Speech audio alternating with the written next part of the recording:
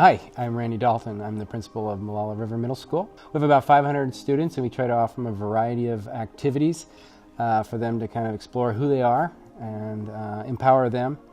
My name is Lynn Buckley, and I teach English as well as what we used to call home ec. We call it now Family and Consumer Sciences. And this is my 17th year in the building, so I've seen a lot of changes. I'm Tony Tiano. I'm the Facilities Maintenance Supervisor here at the Molalla River School District. I've been here for 10 years. I help maintain and operate the entire building when it comes to heating and air conditioning, plumbing, electrical, anything that has to do with maintaining this building. Hi, my name is Nathaniel Shiki. I am a science teacher here at Molalla River Middle School. My classroom was built part of the wing that was built in 1954 as an extension to the school. Hi, I'm Lisa Benz. I am a secretary here at Molalla River Middle School. I work in the office. The original building was built in '54, but back in 1975 they did remodel the office. However, it's still too small for the amount of staff that need to use the office. Securing the building is a concern of ours with how the school is built, with the various portables that we have and access to the school. We have to leave doors open for kids to access because we don't have the staff or the technology to open the door when it's just the students there. So doors to the outside are open, and that's so that kids can flow from class to class because that's how our school's set up. Hi, I'm Robin Baylor. I've been teaching at the middle school for several years. We have 3 different gym facilities, each which have 4 or 5 doors that kids can go out and come in. That makes it very hard for supervision for the PE teachers. And we want to be able to keep track of all of our kids and know where they are at all times.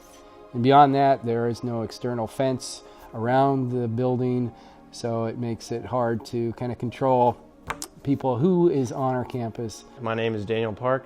I am a health and PE teacher here at Molalla River Middle School. So we have the main gym and the north and south gym. In all 3 of the gyms, we have issues with leaks. Unfortunately, custodians have to make areas on the ground marked off that students cannot use, and this imposes a hazard to the students and something that we have to take out of our day to talk about. We have some programming. We have STEM here that we offer. We offer intro to foods. We also offer kind of a handmade marketplace, which is a kind of a refurbishing construction. And so in order to put those programs on, we have to be creative with our building. Right now we have to be very careful of how many things that we plug in at a time so we don't blow the circuitry. So we have to be creative in what kind of instruments that we use. We can't have a kitchen or a hood and vents and things like that, so we have to use kind of the Instapot kind of stuff, but again, thinking about the electrical needs. In the room that I teach in, I am teaching a foods class, and because the plugins all along one wall run together in the same circuit, if we plug in more than 2 appliances of any sort, we blow the breakers. And so we have to run extension cords from the hallway and from the back storage closet in order and arrange movable kitchen carts in order to use our appliances and not blow the breakers. We don't have fire suppression or any type of vents for the building, so we're not able to use a stove, we're not able to use a hot plate or anything that would be open cooking, so we're rather restricted on what we can and can't cook, so we have to use appliances. So it has to be pretty self-contained, so we can use Instant Pots, air fryers, microwaves, although they do draw a lot of power.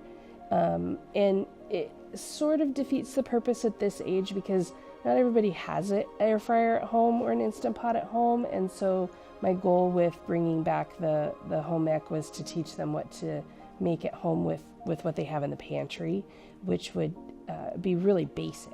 So, they still enjoy the class and we do what we can with what we have, but it makes it a little bit difficult when we're stringing extension cords and boiling hot water for dishes. I think the biggest struggles we have right now is the boiler system that actually heats the building. If actually you look at the bottom of the boilers, you can see the old box underneath where they actually used to shovel coal into these boilers. That tells you the age. These boilers get introduced by water, which is heat now by natural gas.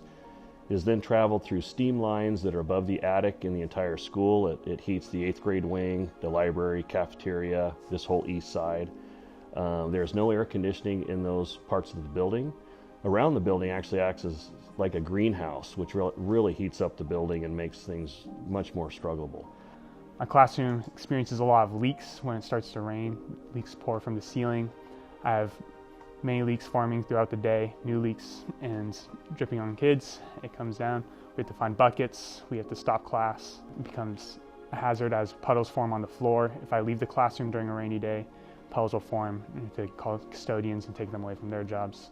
Back in March of 2019, we had a water main break. We had to tear up in the front entrance a huge section so that we could fix that water main. And because it was broken and because we have boilers, we had no heat, we had no water, we had to bring in porta potties to use for that week before spring break. Beyond kind of the programming would be the theater as well. We have a theater program now and trying to find a space for them. Assemblies are really a struggle. We had a pep assembly today, which is awesome. However, our gym is very small and can't fit everybody in the bleachers at one time, and the acoustics are not all that hot, but we try to do it anyhow. And so we have students sitting on the floor. There's really no room for parents to come watch their kids for the concerts here, and sometimes we have to go to another school for that. Even for awards assemblies, we can't even hold awards assemblies in our gym. It's just too small for the students and the parents as well. One of the factors that the teachers face on a daily basis is the fluctuation in temperature in the rooms. Temperatures can range from outside temperatures all the way up to 95 degrees. The way our building is heated through the hot water running through the ceilings, literally at times, we'll get that to a second. But the heating really fluctuates, and teachers either have to open up their windows or heat their room with space heaters. We have rooms that don't even have heat at all, and that's where the space heaters come in. The thermostats are broke.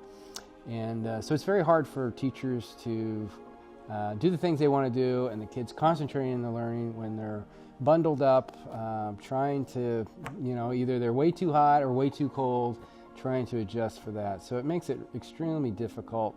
We try not to have kids bring blankets to class or wear hoods in the building, but sometimes that's just what we have to do to try to make it all work. Just recently, we had a huge waterfall kind of go through the ceilings in the building, and we had to cancel school because of the hot water coming out of the ceilings. In order to fix it, the heating had to be turned off, and unfortunately it was very cold that evening, so there would be no heat at all for the kids to be in the building that day. But we appreciate our facilities and the support that we get. However, this building is significantly affecting school spirit as well as the learning of our students. And so we're hoping that there could be a solution in the future to provide the facilities our kids deserve. I really am appreciative of our facility staff. They do a really good job of keeping us in school, even though some of it is some Band-Aids to put on it. They do a really good job, and we thank them, and I thank you for listening to us. Thank you. Appreciate all of the things that our custodians do for us. Thank you to our facility staff for all that they've done and what they can do, and to help accommodate for all the things that are going on in our classrooms. We want this to be a really great place to come where we feel school pride. Thank you.